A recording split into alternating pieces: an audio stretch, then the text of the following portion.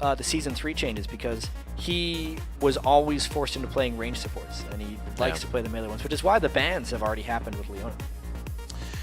Not too much focus as we had in the jungle coming into this game. Only Vi has been taken out, possibly to see an Elise coming in here. I'm not sure what Zuna really has back on CLG Black. He was a Jarvan player, he was a Lee Sin player, but I don't know if he's going to keep going with that now. We don't see too much Jarvan in this day and age. No, we really don't. He was played a little bit in Challenger. The bans throughout, there's 2 support bans targeted at Crepo. There's a lot of options they have here with their first pick. They could do the regular top laners. They could do a Thresh, and obviously Yasuo was banned through most of Europe, saw a few things in. Even Kassadin's available. There's so much, and it's the Kassadin. That's the thing. You may not think about it, but when new champions come in, those will slip your mind real quick. Kassadin does get through most picked, most banned, I believe, as you look back at most of our recent tournaments. Definitely most banned. Yeah, well, yeah, absolutely most banned. In the start of the split. And very quickly for XDG, they get the Thresh for Bloodwater. He pretty much only plays Thresh and Sona, so he got the pick he wanted. And I think that Olaf is going to be for Zuna. I was talking with Benny a lot about his favorite top lane picks, and he says, Olaf's one of my favorite top lane picks, but he's too strong in the jungle, so I never get to play him there. So this is a jungle. Now that the jungle's a little more beefy, you can get him pretty fed up in there. Good pick that goes along with Olaf recently has been Sivir, to get that all-in charge kind of composition going. You see that a lot coming out of Korea. We'll see if Xmithy actually ventures into that zone. Sivir's a little bit different of the AD carry than you would usually play, so we'll see if it fits his suit. Snoopy and Pobelter here, thinking for the team. Pobelter's got what he wants. What are they going to show, though? They see jungle and they see support, so they can kind of... about Yasuo. Yeah, they're mind gaming Yasuo. They already have the Kassadin, though, so they wouldn't have solo laner Locked synergy. it. And they locked it already. They can't combo with the Vi jungle, but there's 38 champions in the game that can combo with Yasuo, so there's something they have left. You will not see a Yasuo pick without some type of synergy to help him with his initiation. That'll show in their last 2 picks. Looks like ManCloud may want to leave himself for the end, even to see what the rest of it is. He probably feels pretty good going up against Kassadin, but he wants to know what's going to be coming at him from the sides here. That's what he's really worried about. Right now it's XDG to pick. Zuna actually played a little bit of Vayne. Didn't fare too well on it. No. But Vayne's a very scary pick here with everybody jumping on your face. But they trust Xmithy's mechanics first and foremost, and they trust him with any AD carry they want. I'm more interested in what ManCloud wants to play. If they hold it. Against Kassadin. Well, because if anyone is ready for Kassadin, it would be ManCloud. He would be the one that said he's okay to play against Kassadin. Yeah, something like Kayle would be really good for him. And it's strange how Kassadin became this must-ban almost overnight. Yes, he had a few big games for Peke against Cloud9, but he was mostly the same for such a long period of time, and then became permaban because kind of everyone learned him and just got fed up with playing against him. But it doesn't mean that he's uncounterable or unbeatable. Right. It's kind of more of a problem for the team than it is the laner. You know, he roams and then he just kills your AD over and over again. And it's really hard to roam on a Kayle. Yeah. Because Kayle not only shoves the lane, but kills towers extremely quickly. But ManCloud does get his champion that he can two-shot somebody at some point. You know what's really interesting? It's a Yasuo effect. Oh, hit me. Yeah, so his Wind Wall blocks like auto attack projectiles, but there's 2 champions who you'd think would have ranged auto attacks but hit through the Wind Wall because they're technically melee attacks, no projectile. Thresh's auto attack and Kayle's auto attack with her Eon. They have both of them. Both blocked out? Can't block block not the Vladimir. The Vladimir they kind of the thing Wind is Wall cool. can't block it. Yeah, Vladimir, the damage would happen, but the heal on the way back stops in the Wind Wall. It's unfortunate. It's actually pretty cool. You see a Lulu. I've seen a few Lulus coming in and out here. Maybe AP Lulus. So they can try and chain. They don't actually have the easiest knockups. Yep. Someone has to be in the team to begin with. Then they can knock up an R off of it. So it could just be a Yasuo E'ing in, getting Lulu walled, and then extending the knockup. Or it could be a kickback from Lee Sin. It's interesting, though. Highly mobile team. Not very fun to play against. Now, Snoopy does not play much Lee Sin. He has never been known to be a high mechanical jungler. There could be some crazy world where he's actually jungling Yasuo, and Pobelter is playing Lee Sin in the mid lane. That's crazy talk. I like it.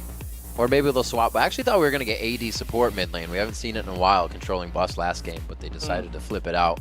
Still looking for what XDG has to go against, I'd say, a pretty crazy comp right now from EG, especially like you said, from what we have seen them play. This is going to be interesting. Oh, right. I was crazy talk. It's a top lane Yasuo with an extremely strong level 1 and 2. Right. And Yasuo is actually a very strong laner against Mundo and Shyvana early on in the game. Yeah, early. And I think that's actually what Benny would have picked if he wouldn't have to go up against Yasuo. That's why he picked Renekton, because almost no one matches up against Renekton's power that early in the game. We'll see what he can do. They have Olaf and Lee Sin coming through on the jungle. How is that going to factor in for both teams? People see Olaf to come in because he is such a detriment in fights. He is so powerful. But does that stand up to early game pressure from Lee Sin all around you trying to get in your jungle? I feel like Olaf should be able to deal with it early on in the game. His early trading is quite strong, and even Lee Sin has some troubles keeping his health up in the jungle. Yeah. Snoopy would have to get very aggressive to try and make some counter jungle plays. All right, well, the champs are locked in right now and loading. So let's take a quick look at who you voted on to win this match. According to LOLesports.com, 79% of you think Evil Geniuses are going to come out on top of this game. It's a little high. That's a big vote. That is a big vote. It's obviously the fan vote. Evil Genius is an extremely popular team. XDG's been around a while, though. They have a fan base. XDG was a very dominant team. Sleeping. Very dominant team in the summer split. And people seem to think that just because they've had a poor offseason and they swapped roles between jungle and AD carry, they did it for a reason. Like, they're hoping that this improves the team. And I think that that's a big underestimation of XDG's ability. So coming into this matchup, XDG has always been a team that loves to grab an early lead. They say if we have momentum by 20, the game is ours. Something to keep an eye on right there. They were probably the best early game team in North America last split. So when they beat Cloud9, it's when they were able to get through it. And historically, Evil Geniuses has been a very poor early game team. Yes. That more focuses on the late game. So that could definitely be something to check out here. We are onto the Rift. The second match of the day about to be underway here. We have EG versus XDG going live. And it is going to be Snoopy and crew trying to take down now Zuna and crew. Zuna in the jungle for his team. Going to be rocking some Olaf. Snoopy on the Lee Sin, which is also something we're going to watch because we don't usually see him on those aggressive type junglers. We have not seen him play that for quite a while. If almost ever in the competitive scene. Whenever there was a Lee Sin on the Evil Geniuses side, it was Froggen who wanted to play it in the mid lane. Not Snoopy who got it in the jungle. XDG feels pretty confident. They have something in their mind and to prioritize as they make their way into this match. As they move into the jungle, it's just going to be a red buff hold here. And it doesn't look like EG really wants too much about this. They're going to make sure their jungle's safe, but as long as they don't lose anything, they'll be fine with it. No, and as long as they don't get spotted too much by wards coming through, this is going to be a safe back for them with no real danger happening. The only problem that might happen with XGG here is if they don't ward, or since they didn't ward their own jungle on the way through, that someone from EG could have gotten position for them. But that's actually, something that hasn't happened with the new trinket system is since, you see how they're all still recharging because they can't use them until later in the game. I think it leaves so much potential for early game invades and people actually getting in position to make plays. And no one in the competitive scene yet has really taken advantage of that. XDG almost did it a little bit there. They were looking for a one and done. They didn't really leave any wards to be placed, as you said, because the trinkets were going out and they hadn't put any extra money into it. But for now, they were looking to get the advantage we were just talking about. Something that'll give them a lead as they get to 20 minutes. They're in a safe zone, nowhere near no man's land, and they have the game in their hands. CEG staying safe for the beginning. However, it is going to be pretty much even matchups. Yeah, we're going to see that Zuna, or not Zuna, Smithy rather now. It's going to take a bit. We're so used making to his way down to the bottom lane with Bloodwater. Obviously, we got to check to see if Snoopy has many counter jungling options as well. Yeah. Zuna burned through almost all his mana. Luckily, he's got that blue buff to pick it back up. And the mid lane, obviously, I think is going to be a big focus of this game. Whether or not ManCloud can shut down Pobelter's Cassidy. That's just huge because there's this perception that as soon as a team locks in Cassidy, it's just GG, the game is over. It's not the case, and ManCloud is ready for it. Kayle has been destroying people. Yeah, it gets scary, especially as you get to the late game because you kind of just sinks in even more that she's going to two-shot your team. And even if your mid lane says, I can pick a Riven and kill him, don't believe him. Yeah, don't believe that they're going to pick Riven. That ended up happening, unfortunately, for NIP against Rockhat. They thought they could beat Kayle with Riven, and they were sorely mistaken, especially if we get to late game here. Just the Lich Bane Kales that have 600 or 700 AP are just two-shot machines as far as squishies are concerned. Well, that's the kind of stuff that ManCloud focuses. You look at his champion pool, and they banned out Kha'Zix on him first. Kha'Zix can two-shot people. He likes to have that ability to change a fight completely within a few abilities. And really, it's almost hard to play those champions because there is a little bit of a trade-off in high risk, high reward if you're not in the right spot. Kale could also be theoretically good against Yasuo if Yasuo goes and tries to lock down an extra person with his ultimate. They know exactly where that damage is going, and he should be able to ult it as long as it's not happening on him. Bloodwater staying pretty aggressive onto Crepo. Crepo is actually loves to, or he is a proponent of knowing aggression within the lane when it's coming. Oh, Snoopy coming into the mid lane, but this is totally red, but they're able to get a kill onto ManCloud first. Snoopy with the shield on. The undertow connects for Zuna. They go back and forth there, so no double buffs are going to be traded off. No, and even though there's a first blood bonus, that's in favor of XDG. Zuna. Yep. Because Zuna gets the double buff still, plus all this extra experience in the lane. I think it's going to hurt ManCloud a little bit, but if Zuna wants to prove his chops in the jungle here, now's the time. This is the best start any jungler could hope for. Coming in very strong, like you said. Able to soak up this, and it'll make him a little bit 7 CS ahead in lane, but that means they're going to have to see Snoopy trying to make some action in the form that we say he's a utility jungler. He now has to be forced into doing something. And Zuna, is he going to try and wait for Snoopy on the way through? He's going to get the brush first. Snoopy, and that brush puts down the reckless swing. He's going to get a good amount of damage on him. Not having his buffs just means this is going to hurt even more, and it's going to make it harder in the jungle. The top lane, Inox taking some damage. The ignite was down, but he's all right. And another hook in the bottom. Bloodwater is in the wrong spot right now, and he needs to make his way out. It's only going to be a bit of damage trade, and even Bloodwater thinks they can turn around to reaggress. So a lot of action happening in and around the map right here. It does seem like the bottom lane is fairly even at this point, and that would favor Jinx as long as they can keep it even, because Jinx does scale better into the late game. As far as the top lane goes, it's definitely Benny doing well with Renekton. He got to pick that thing last at this point. So he's got a 13 farm advantage onto Inox's Yasuo.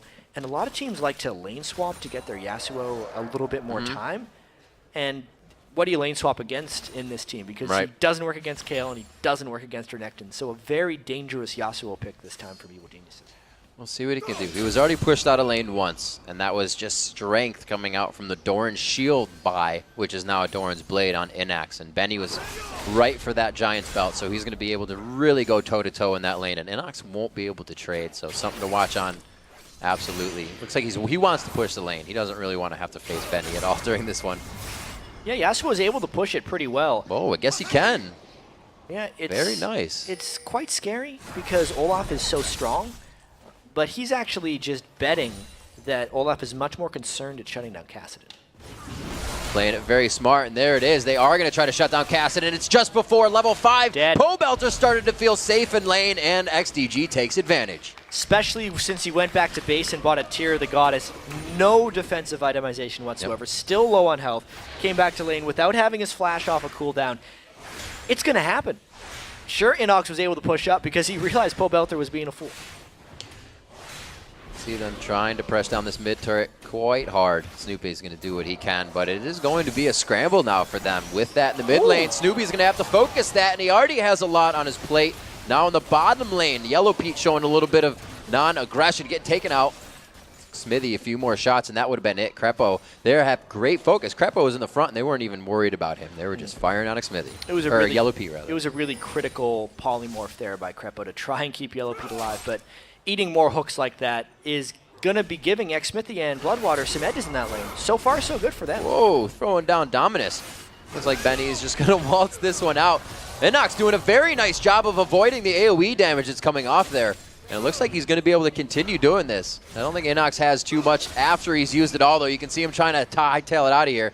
Benny has what he needs, trying to get that rage up to another 50 to get the stun on the slice and dice. He's going to put it there, and he gets the stun down. 200 HP for Inox now. He has enough to jump to those last 2 minions, completely saving his life. Barely escaping that one with no flash up to escape. It was dangerous. Benny could always continue to chase with a flash of his own. Pobelter trying to come back into this game a little bit by thinking about roaming, but it's not going to be the day. No, they say let's get the blue first if we're going to do this. I think Benny is going to back. So they quickly get Pole Belter blue, and this is only going to mean more focus coming onto him from the jungle, from Zuna, and from ManCloud. But at least once he's level 6, the Olaf ganks cease to be effective against him. He should not be getting hit by those axes. It's not necessarily going to help him farm against Kayle, though, because ManCloud has done a pretty good job putting his stamp on that lane. If only ManCloud could have gotten some of those kills from the jungle, he would be using that gold to dominate even more. It now has to be Zuna to take that advantage elsewhere. I haven't seen too much bullying in this bottom lane from that Lulu Lucian. You got to give credit to Bloodwater for really staying in the face of them and hitting with the chain just whenever. You're really getting the auto attacks out, and it's keeping that lane in pace for them. BF Sword coming out for Jinx to the Vampiric Scepter, so you got a lot of damage there. So maybe that's why they're Big sitting difference. back. You can see, you know, Boots and the Vamp Scepter, a lot of utility or extra mobility, but if they ever locked into a full-on fight, it would be XDG's edge. Yeah. The fear that Xmithy has to account for here is the fact that he has very little extra health or sustain, so if he takes any poke from some of Yellow Pete's things, he's in trouble. And if Snoopy were to get straight onto him, I think he wouldn't be long for this world. And here's something you gotta see. Yellow Pete and Krepo are playing a little differently with the Siege Wave. They're right on the front of it, and you can see XDG, they almost knew that was going to happen. They figured it was coming from the side. They don't want either of the engagements they got. Zuna now to the top lane. Like you said, mid lane won't be a focus too much with Kassadin having that Rift Walk now, so they go all in and take down Inox in the top lane. XGG is really punishing the solo laners specifically right now. Zuna is just a monster so far on Olaf. He's not even finished his first major jungle item, but he has definitely made a big impact here. See what they can do. Zuna 2, 0, and 1. Looks like he will stay in the top lane. And they get damage on the turret every time they get a kill. They took out Pole Belter. They tried to get a bit of damage on that mid turret. A great hook in. The zap threads through that last minion that was there. And you can see everything thwarted that EG is trying to put on the table right now. Snoopy just wanted to say hi. Their mid turret is almost down. And this is going to affect Pole Belter's roam as well. So this pick ban phase, with EG going with a lot of mobile assassin champions with some weak laning phases, is getting punished very heavily by XDG's superior lanes. What's the answer? Where do they focus next? What do you do instantly when you fall behind with this comp? Yeah, at this point, Evil Geniuses is already 3,000 gold back and counting. Uh-oh, this axe is going to land. There's a rift going out. The flash comes next. We're going to see that back up around 15.5 minutes for Pole Belter, and that is definitely in the minds of XDG because that means an easier to kill Kassadin, as hard as it is. Yeah. To get back to what Evil Geniuses wants to do to come back in this one, they just have to survive the laning phase without taking any more casualties. It's just so difficult when they've already lost 2 turrets.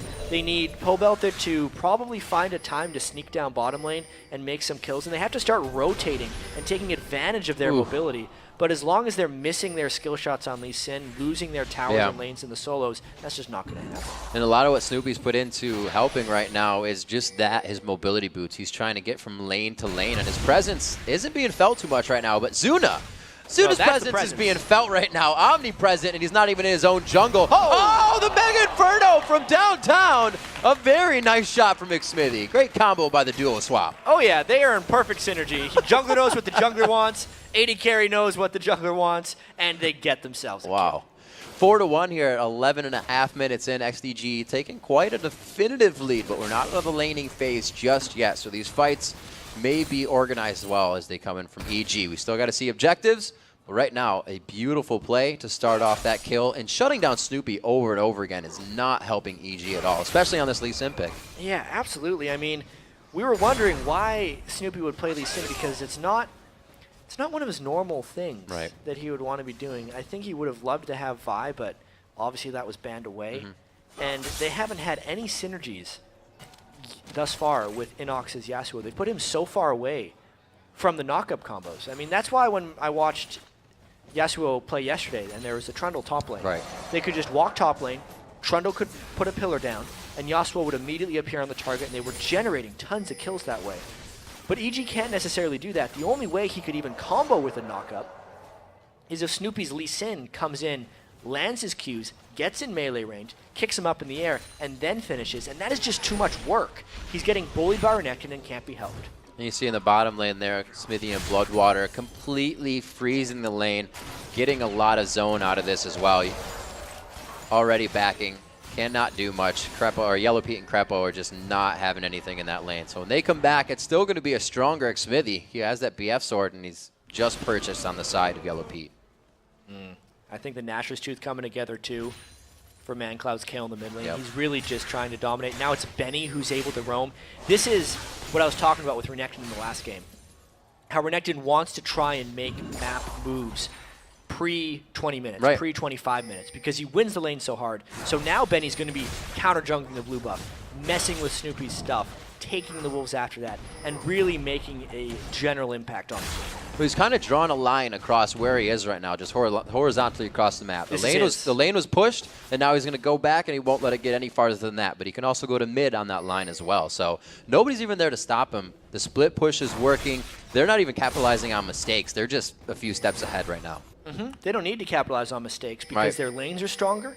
They've built an advantage, and now they're just working with it. XDG, like I said, was the best early game team of the summer split in Season 3.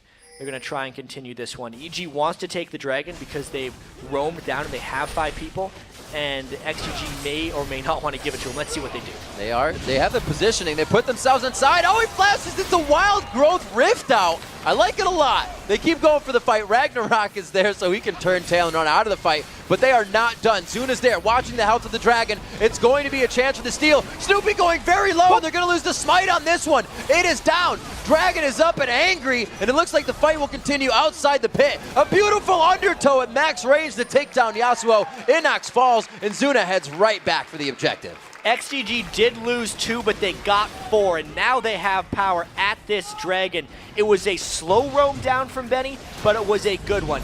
So they did get a Yasuo combo off, but it was on to Bloodwater, and he still got his box up and trapped both of EG's solo laners inside of it temporarily. Then they decided to stay on the Dragon, even though Benny was on his way down.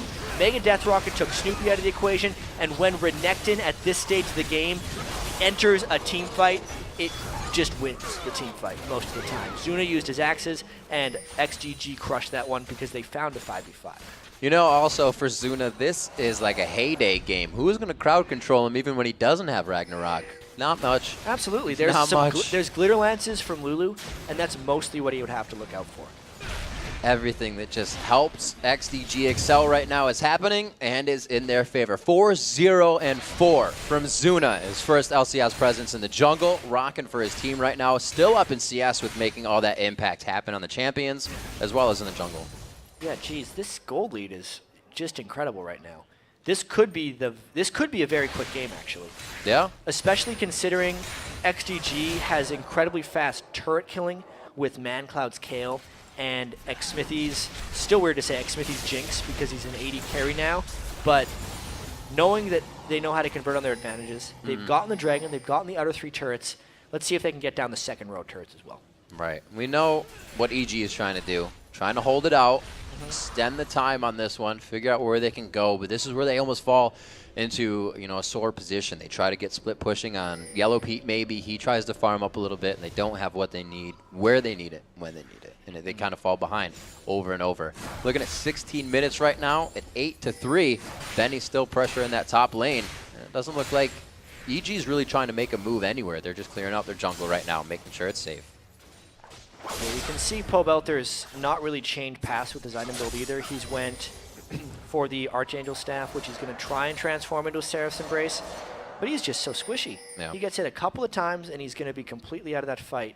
There's not the tank presence to kind of help Kassadin go around, and they need a very strong assassination presence if they want this to actually work. But once you fall behind and you're a bunch of squishy assassins, there's usually not coming back. Right. If you look at EG's initiation, and it's a cool initiation. They got the Rift Walk in there and the Wild Growth, but it wasn't what they really needed in terms, or Tremendo. It wasn't really what they needed in terms of damage. There's no damage that comes out of being popped up there. Yeah, just a little bit from when he gets on the target, but it just, like, yes, they killed Bloodwater. No, they were not able to kill him. No, they were not. We'll see what they try to keep doing here. Xmithy staying safe on the Thresh Express as he gets himself just out of range. ManCloud's doing the single push in middle, and Benny is still just kind of riding that line from the top lane to the mid line. It looks like he's going to be able to put up enough pressure here to get Pole Belter out. That was one hit right there. Yeah, it's the Q and the auto attack from Kale right there. Even if they threw up the wind wall, it would stop the Q, but not those auto attacks from Kale. Like the one ranged attacker in the game that can hit through the wind wall because there's no projectile. As they say over in EU, that Lee syndrome going in. Snoopy tries to get deep. They were getting Pole Belter the time to come in here, but the wind wall put vertically next to the fight. It looked good. It looked really pretty, but it was an ill-advised fight as XDG can just steamroll through. X-Smithy's in a bad spot, though. Yeah. Whoa! Max Range Lantern, how about that? We got a monthly pass on that one. There's the Inferno Rocket. They have so much poke without really having a ton of poke. It's just one after the other of tiny things, and they're amounting to a lot. And EG can't punish for positional mistakes. You could say, oh, it's fine because he had the Thresh Express to get back to the team. But that was a dangerous move for X-Smithy. Yeah, it's the first. Just wasn't punishable. Pole Belter is far behind, generally harassed down as well.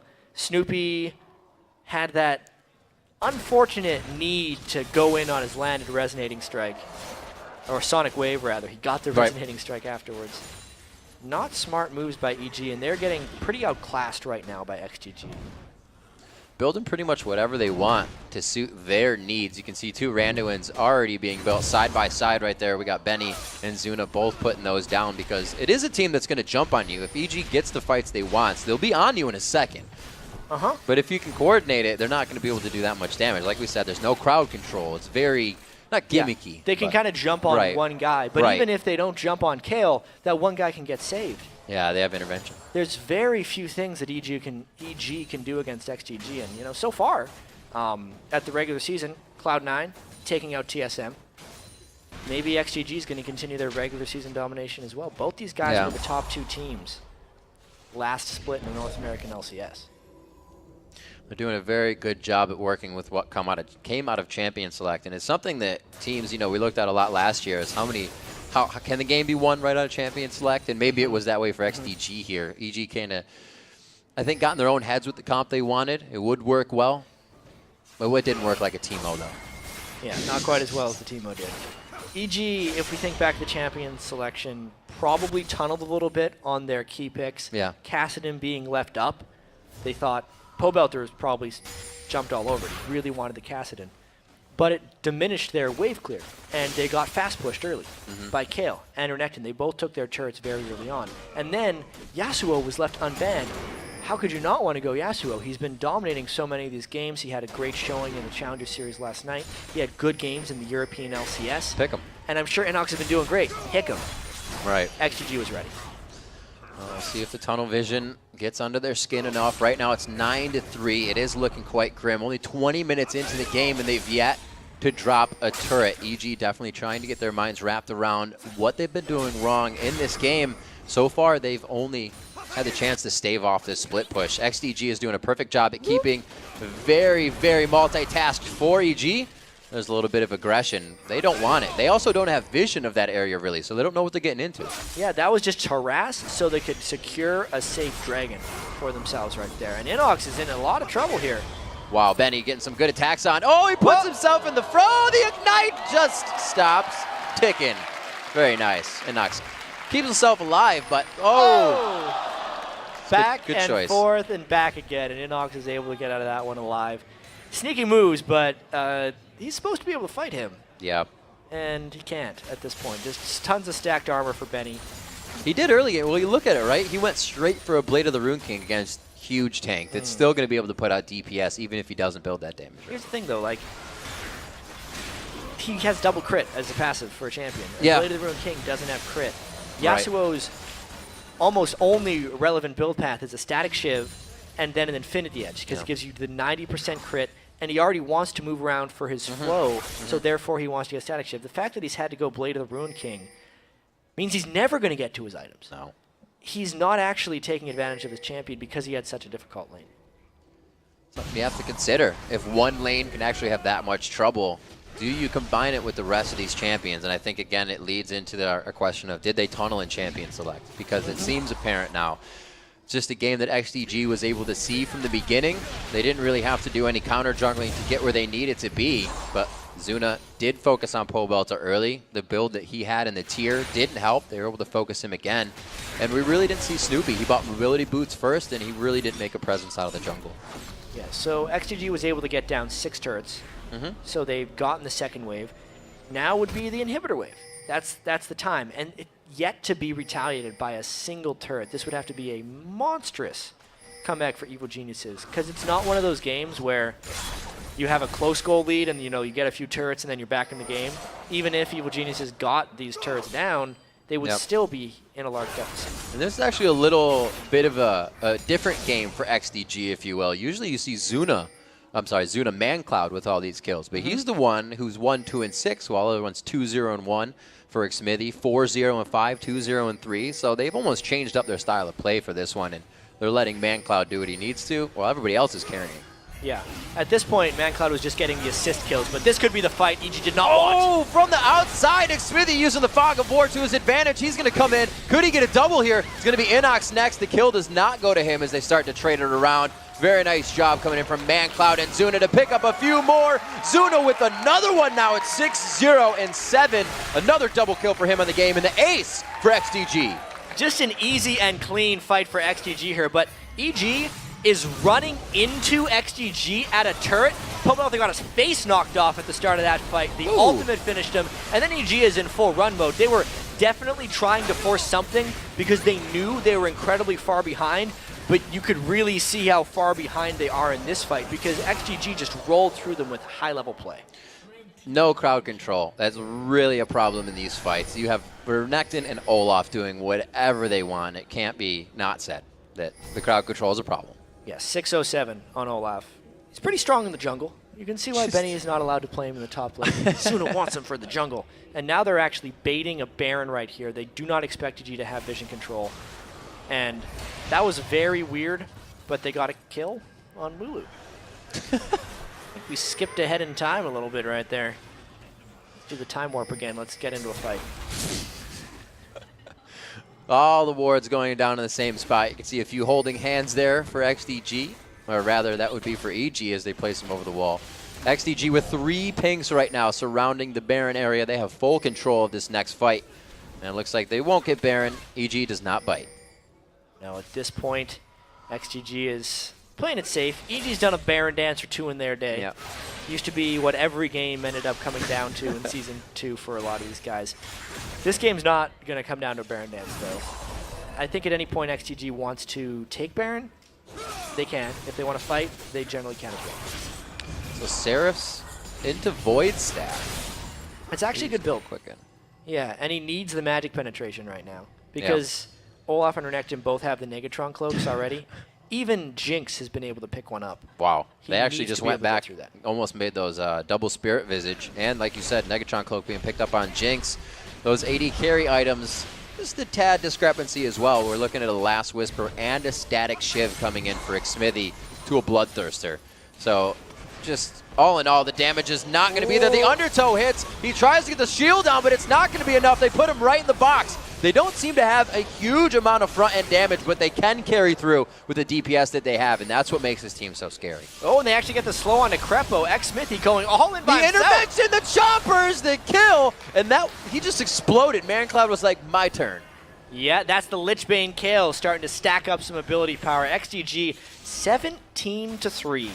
16,000 gold through. They're dominating this one. Something we saw throughout the previous splits was that there was a bit of hesitation. Once a team got a lead, they didn't know where to go with it. We're not seeing that here. XDG has figured out which turret to take next, what to do after a single, a double, or a triple kill, and what to do while taking Baron.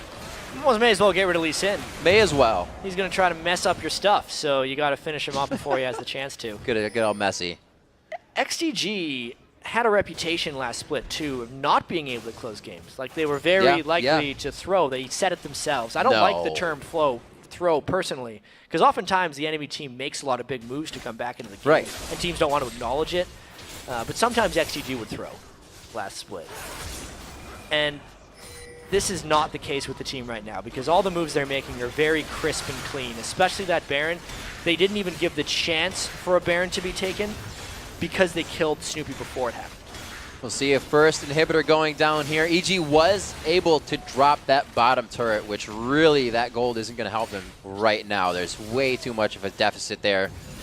It's going to be a lot. About 17,000 gold in all so far for XDG. They have that lead, and really they're just kind of walking this one in. It's only going to take a few more moments. Yeah, they're going to walk this one in. This will definitely be faster than the Cloud9 game we had, which was 47 minutes. They're taking all the gold they can, though. They're really just basking in the glory of this victory so far, because 8 turrets to 1, not a complete shutout. They did die 3 times throughout this one, but man, Riv, they have definitely put their stamp on this one. They're saying right now that this role swap is a good idea, and at least early on, there's going to be a lot of questions after this game whether the EG team is just underperforming or whether this XDG role swap has really worked for them. Zuna looked very confident on Olaf, and Xmithy and Bloodwater didn't really make a mistake in that bottom lane. Well, Jad, I think it's working for him quite well. A lot of people were, like you said, skeptical about what was going to happen, but even coming into the game, you think, what did Zuna used to play? He used to play Kog'Maw. He used to play champions that could sit back, Ezreal, not be on the front line. Would he have a problem going into the jungler position? Absolutely not. He doesn't say so. I mean, not to bash on Zuna's AD carry too much. Right. But he was oftentimes found out of position. A lot of times on AD carry. He loved to get way too in the face of people in team fights. That works in the jungle. I do the same thing when I play AD carry. I get way too close. If I'm playing Tristana, so you're a jungler. I shouldn't play Tristana because I just want to jump on people to get like the slow.